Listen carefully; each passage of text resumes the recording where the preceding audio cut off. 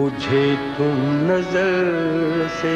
গাজল বলতে সাধারণত মুসলমানদের বিশেষ ধর্মীয় সঙ্গীতকে বোঝায়, অর্থাৎ হামদ বা নাচ জাতীয় সঙ্গীত। ধর্মীয় অনুভূতির জায়গা থেকেই সাধারণত এই গান মানুষ শোনে। কিন্তু ভারতীয় উপমহাদেশে গজলকে এক ভিন্ন মাত্রায় পৌঁছে দেন সঙ্গীত জগতের এক কিংবদন্তি, মেহেদী হাসান। শ্রোতাদের হৃদয়ে যিনি গজল সম্রাট হিসেবেই পরিচিত।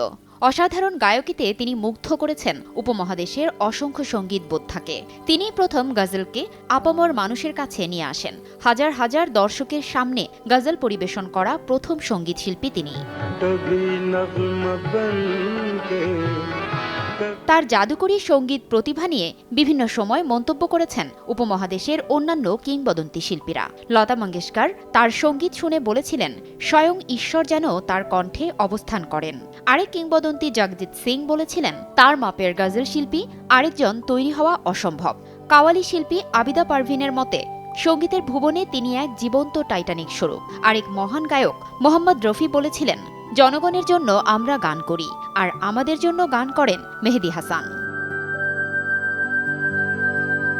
1927 সালের 18 জুলাই রাজস্থান প্রদেশের ঝুনঝুন জেলার লুনা গ্রামের এক ঐতিহ্যবাহী শিল্পী পরিবারে জন্মগ্রহণ করেন মেহেদী হাসান।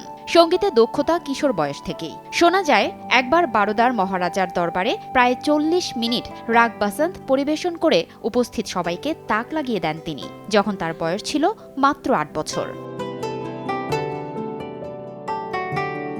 দেশভাগের সময় জন্মস্থান ভারত ছেড়ে পাকিস্তানে গিয়ে পরিবার নিয়ে পড়ে যান অর্থনৈতিক সংকটে। অভাব অনটন কিছুটা লাঘবের জন্য চাকরি নেন সাইকেল মেরামতের দোকানে। তেল কালি ঝুলির মধ্যে জীবিকা নির্বাহ করলেও থেমে থাকেনি সঙ্গীত চর্চা, বরং গান হয়ে ওঠে তার একলা মনের খোরাক। অচেনা অজানা বন্ধু বান্ধবহীন পরিবেশে সঙ্গীতই হয়ে ওঠে তার বেঁচে থাকার অনুপ্রেরণা। হঠাৎ একদিন 1957 সালে রেডিও পাকিস্তানে অডিশনের সুযোগ পেয়ে যান মেহেদী হাসান। সেখানে একের পর এক গাইলেন ঠুমরি, রাগ খাম্বাজ, পিলু, দেশ ইত্যাদি বিভিন্ন ঘরানার শাস্ত্রীয় সঙ্গীত। তার অসাধারণ সুরের জাদুতে মুগ্ধ হয়ে বিচারকরা তাকে 35 রুপি সম্মানিতে এ গ্রেডের ঠুমরি শিল্পী হিসেবে তালিকাভুক্ত করেন। এরপর সঙ্গীত জগতে ধীরে ধীরে পরিচিতি লাভ করতে শুরু করেন মেহেদী হাসান। ঠুমরি শিল্পী হিসেবে পরিচিতি পেলেও নিজেকে তিনি মনে করতেন একজন পরিপূর্ণ গজল শিল্পী। উর্দু গানের কিংবদন্তি এই শিল্পীর উর্দু ভাষাতেই ছিল না সেরকম দখল।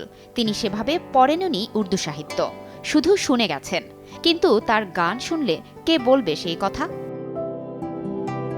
1962 সালে পাকিস্তানের উর্দু চলচ্চিত্রে প্রথম প্লেব্যাক করার সুযোগ পান মেহেদী হাসান। 1964 সালে ফারাঙ্গি ছবিতে গুলসে রাগ ভারে গজল গানটির প্লেব্যাক শিল্পী হিসেবে তিনি ব্যাপক খ্যাতি অর্জন করেন। এরপর আর তাকে থেমে থাকতে হয়নি।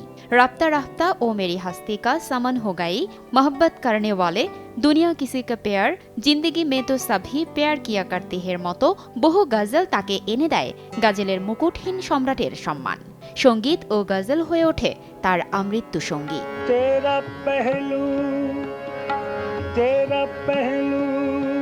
উর্দু, বাংলা, পাঞ্জাবি ও আফগান ভাষায় 20,000-এরও অধিক গান গেয়ে বিভিন্ন ভাষাভাষী ভক্তদের মনের খোরাক মিটিয়েছেন মেহেদী হাসান। সঙ্গীতে অসামান্য অবদানের জন্য পেয়েছেন অনেক পুরস্কার ও সম্মাননা।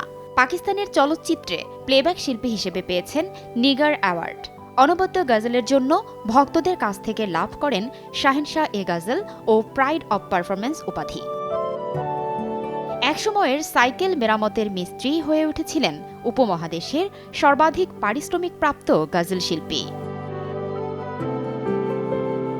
দীর্ঘদিনের অসুস্থতায় শেষ বয়সে গান থেকে নিজেকে দূরে সরিয়ে রাখেন কালজয়ী এই শিল্পী। অবশেষে 2012 সালের 13 জুন করাচির এক হাসপাতালে 84 বছর বয়সে চিরবিদায় ঘটে এই সঙ্গীত তপস্বীর।